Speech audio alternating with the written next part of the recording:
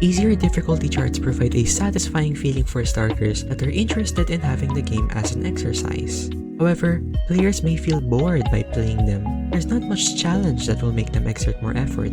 If you're aiming for an overload in game difficulty, that is, you're playing slightly harder charts for improvement, that's a great way for improving your skills. However, if it comes to a point where you're reading extremely difficult charts such as stamina and tech charts, that's where I think you should set a ceiling for.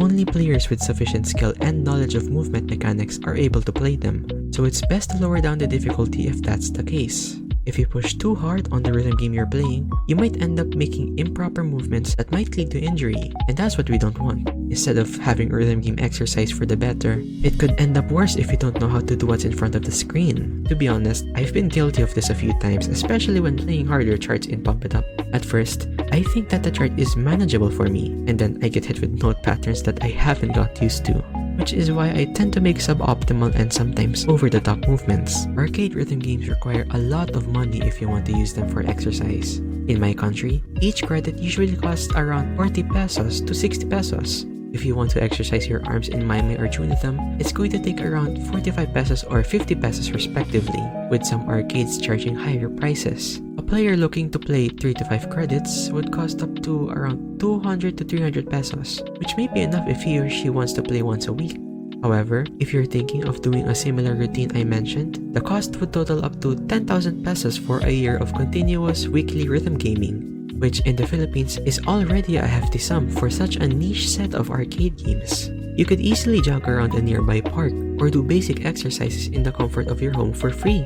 You could also use that amount of money to get a gym membership, which I'd say offers more opportunities to try out specific exercises. Doing morning laps around a mall and playing rhythm games in the afternoon, especially on the weekends, is also one possible option for that. But speaking of malls, there's another issue that limits one's opportunity to exercise in these games.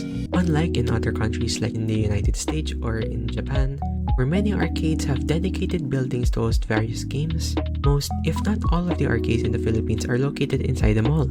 This means that the arcades here must adhere to the mall's operating hours. If a mall must operate from 9 a.m. to 9 p.m. at, let's say, Friday, then it must also follow those hours. Compared to arcades in other countries which operate at longer hours, this limits the amount of time one can use to play these games. Also, arcades tend to be busy on the weekends, and many people are also looking to use the same facilities as you.